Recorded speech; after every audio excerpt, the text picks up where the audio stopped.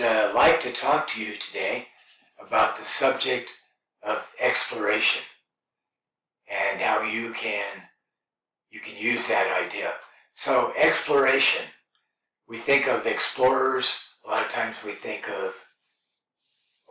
of mountain climbers because of the famous line attributed to or spoken by George Mallory when asked why he would climb mountains, why he would try to climb Mount Everest when it had never been done before. At a height of 29,000 feet, it's generally expected that most people could not survive very long on the limited oxygen that is there. So, especially since no one had done it before, no one knew how to do it. Why do you do it? And the famous quote is, because it is there. And that takes you to the heart of what it is to be a human being. And so if you take an ant, they go about their tasks, they use the knowledge of the species to survive, and if you go on up the food chain or the evolutionary chain, you'll find that most animals do exactly that. An eagle will fly and hunt and so on, and they use the instinct and the survival advantages of their species to live. But with humans, human beings have both the ability and the necessity to learn in a much greater dimension than any other animals. So in fact, because it is there, because a challenge even exists, it will have to be explored by some human being because of the nature of being human, the nature of the need to expand and learn. And if you want to improve your movement, the way you move, the way you do things you love, be able to continue to do things you love, or even expand into new areas, then this idea of exploration is just as valid for being a movement explorer. And so today I want you to do something that is so simple yet so profound. As humans, we walk on two legs. It takes us, 9 months to a year and a half to begin to do that. So there's a lengthy learning process in learning how to walk on 2 feet, 2 legs. But it takes even longer to really kind of begin to master that and do all the things you could do with that. 2 years and beyond. And so today, we want to just take a look at something that might even be too simple for you. You might have never done this before in detail, though you've taken steps every day of your life. You walked on 2 feet. So I'm just going to have you examine what it is like to actually take a step. So I have my hands under my thigh,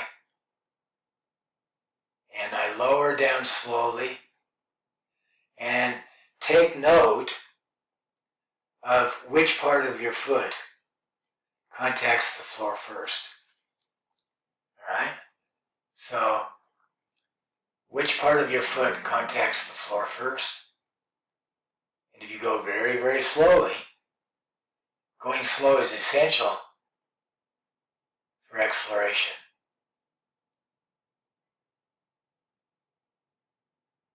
How do the bones of your foot settle? And what finally happens in your knee as you come to fully having your foot on the floor? So you can actually tell, I'm not even using any muscles, I'm just helping with my hands. What part of your foot touches first, second, third, fourth, fifth, and what happens in your knee? What sensation do you get when you put that down? So I'm going to have you stand up. And again, I'm going to do something so simple that maybe you haven't paid much attention to it before. So I'm going to have you just take a step, little bitty one. What part of your foot touches first, second, third, fourth, fifth? How do you shift your weight? How smoothly can you shift your weight? So, and then you put that back down. How relaxed is your foot? And what exactly happens in your knee and your hip? Now, if this is hard for you, you can always just almost leave one foot on the ground for balance most of the time, and then you just take that little step. You just barely take your foot off the floor.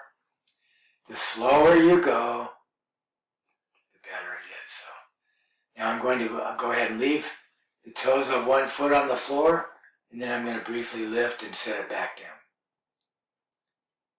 What happens in your hips? In your pelvis? How do you coordinate that? Try the other side. Okay, we're going to lift the other side just a little bit and then set it back down.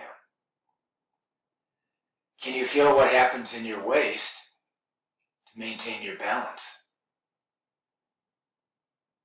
Can you do it from left to right smoothly? All right, so we've investigated just taking a step. So let's take that a step further. So now instead of using my hands to lift my leg, I'm going to just shift my weight a little bit and lift it slowly and put it back down. Now, how was that? What kind of muscular tension, what kind of effort did you feel when you simply lifted and put it back down? And is there a way for you to do that with less effort? With less effort. Is there a way to add more of yourself to that movement so that there's less effort? Try it on the other side. What part of your foot touches first? How can you move your entire self so that there's less effort? How can you go back and forth and make this very light and easy? You can make it hard. You can really emphasize the muscles here, maybe even your psoas muscle. So you could kind of tense yourself up and then try to pick up a heavy leg. But why don't we make it easy? Make it easy. Make it easy. Make it smooth. All right. So what happens if you turn your torso a little bit? And this is an interesting observation here. Something we do all the time. When we walk, we keep our head more or less straight. You can turn your head. But a lot of times we want to see what's in front of us. So if we were to do this, could you intentionally shift your weight as your right hand comes forward, your right hip comes a little bit forward? Could you intentionally shift the weight of your torso over your right sitting bone? And when you do that, when you allow the right hand to come forward, the right hip to come forward, and you shift your weight over the right side, notice what happens. Which direction does your knee go? Forward, of course, but does it go outward or inward?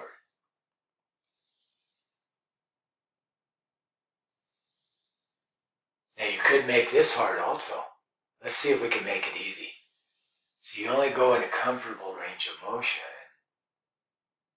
so that your knee is not getting ahead of your torso. Because you could You could actually make this very hard if you just try to force this movement. So, make it easy. Try the other side. Easy. So we're going to intentionally now shift. You see, we don't have to shift our weight to that side, but we're going to intentionally shift our weight to the left side. And notice when you do that, which direction does your left knee go? Does it go out or in? Go back and forth. And make the movement small enough that you're not forcing anything. Small. Let's make it smaller. Yeah, just a gentle shifting. Now notice where the weight goes in your feet. I go to the right side, a little bit taller, and the weight shifts in my foot.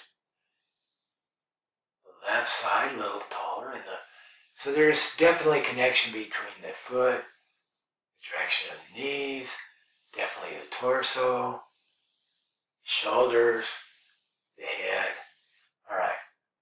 So, now if we were to stand up, again, notice what you feel in your feet now. Are your feet a little smarter? A little more agile? Sway back and forth? Now, take a small step forward, and as you begin to transfer your weight, you could let your hip drop. And now you see what's the feeling in that knee in this position here. Well, it depends. If you have the weight on the front leg and you let your hip drop, would you want to take a step from that? See what happens? Which direction does that knee go? This forward knee has a little tendency to go a direction. Maybe you can see. Now what if you don't let your hip drop? What if we do a little experiment that's very similar to sitting in the chair? You let your weight transfer to that side, let the hip come forward a little bit, and feel what happens in your foot, in your knee, and which direction does your knee tend to go now? Which direction does your torso go? And do you get, remember, taking a step, letting your hip fall, taking a step, letting the hip come forward, getting taller. What does your knee feel like now? And could you take another step off of this? And how would your balance be if you took a step and got taller and moved out to the next one? So there are endless explorations that we could do here. And I hope this hasn't been too simple for you, because in fact, being creatures that walk on 2 feet, I can't think of a better starting place for exploration than simply taking a step. And when you do take a step during the day, you have almost unlimited opportunities to observe the way you took that step. So the point is not exactly what we did, but the point is bringing the idea of exploration in detail to all your movements, and especially in your steps. So I appreciate it.